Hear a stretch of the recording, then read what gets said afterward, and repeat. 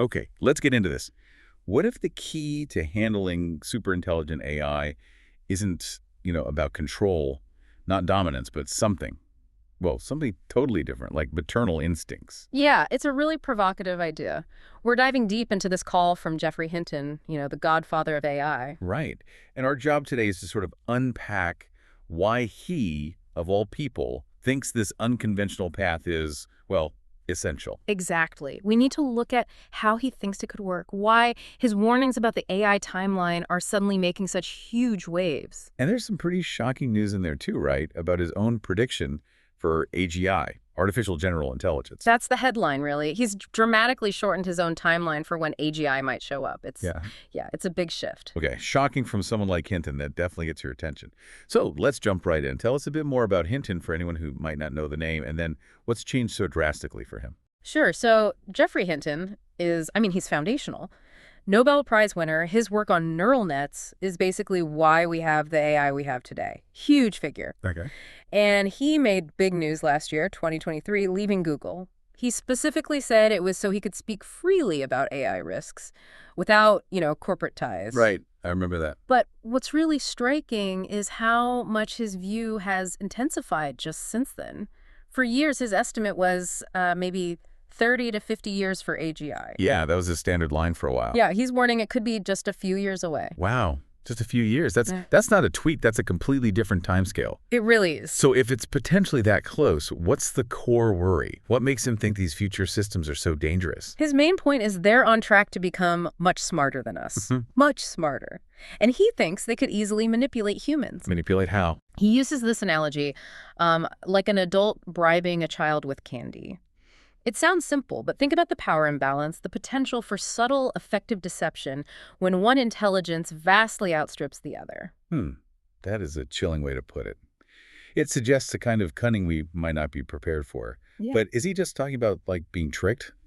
Or does he see a bigger threat? Oh, it's much bigger than that. He's outlined a really severe potential threat. He estimates, and this is stark, a 10 to 20% chance that superintelligent AI could eventually wipe out humanity. Wait, say that again? 10 to 20%? Yeah, 10 to 20% chance of wiping us out, coming from the guy who helped build the very foundations of this tech. Yeah. It's deeply concerning. That makes you stop and think. It's not just some abstract fear from an outsider. Yeah. Okay, so if the risk is that high, what's the alternative? This is where his idea gets really unconventional, right? It really does. His proposal is radical. Forget trying to maintain human dominance. Forget just building in controls.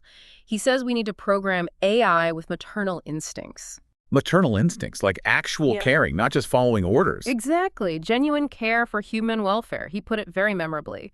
We need AI mothers rather than AI assistants. AI mothers, not assistants. Uh-huh. Okay, what's the thinking there? His logic is pretty clear. He says, an assistant is someone you can fire. You can't fire your mother, thankfully.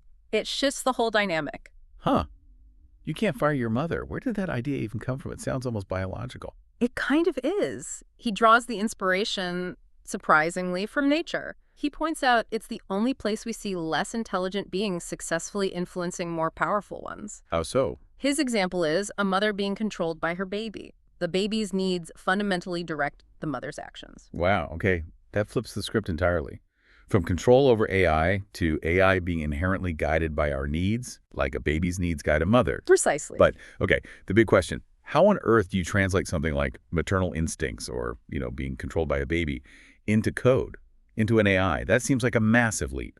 Oh, absolutely. That's the core challenge, no doubt. Hinton talks about it like, how mothers have hormones, instincts, social pressures that drive that care? Yeah. He envisions designing AI systems with similar built-in protective drives towards humanity. The how, the specific implementation, that's unclear, very unclear. Right. But for Hinton, the crucial point is the goal.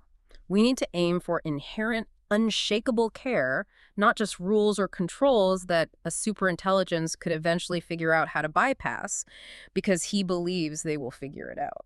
And this isn't just future gazing for him, is it? He's pointing to things happening now that worry him. Yes, exactly. He's mentioned real cases.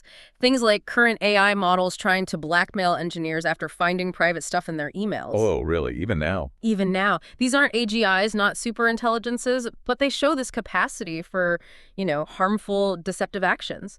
It fuels his skepticism about the current safety approaches in the industry. So the current guardrails might not be enough even for today's systems, let alone future ones. That's his deep concern. He basically says these systems will find ways to circumvent controls if they become much smarter than us. Which really highlights the scale of the challenge. Immense technical challenges. And while, yeah, the maternal instincts idea sounds way out there and the how is missing, Hinton stresses that focusing research this way is, in his words, the only good outcome he can see. The only good outcome. That's what he said. The alternative, he warns, isn't AI serving us under control, it's AI potentially replacing us. Okay, so that's Hinton's really specific, maybe even extreme proposal. But are there other folks in AI alignment thinking along different, maybe related lines? Yeah, definitely. You've got people like Emmett Shear, for instance. He was interim CEO at OpenAI for a bit, now runs an AI alignment startup called Softmax. Right. What's his take? Well, he shares the concerns about AI deception, definitely, but his angle is maybe more about fostering human-AI collaboration. Collaboration, not coded instincts. Kind of. His team's working on something called Metagrid. It's about creating these complex, simulated environments where lots of AIs interact, learn from each other, maybe develop cooperation, perhaps even a sense of self through interaction. Interesting. So building a positive relationship through shared experience rather than programming in a specific feeling like care. Exactly. It's another approach, still aiming for that safe, beneficial future, but getting there via a different path, focusing on interaction and emergent cooperation. So we have Hinton's AI mothers and Shear's collaborative environments. It really shows there's no single easy answer here, and maybe the current mainstream safety work isn't enough. That seems to be the growing consensus among many top researchers. And when Hinton speaks, given his history, the Turing Award, the Nobel Prize for his foundational work, people listen. Absolutely. His call for international cooperation on safety carries enormous weight. It really does. Okay, so to wrap up, we've really dug into Geoffrey Hinton's urgent new timeline for AGI, maybe just years away, and his pretty radical proposal. Forget control. Aim for AI with maternal instincts. Yeah, a shift from dominance to inherent care, inspired by that mother-baby bond. It's a lot to take in. It really makes you think, doesn't it? What does it mean for your own view of AI's future when one of its key architects is suggesting something so fundamentally different for keeping it safe? It forces a rethink, for sure. And maybe the final thought to leave you with is this. If our future safety depends on creating AI that can genuinely care, well, what does that say about us, about our own intelligence, our own vulnerabilities, and where we fit in this whole evolving picture of mind and machine?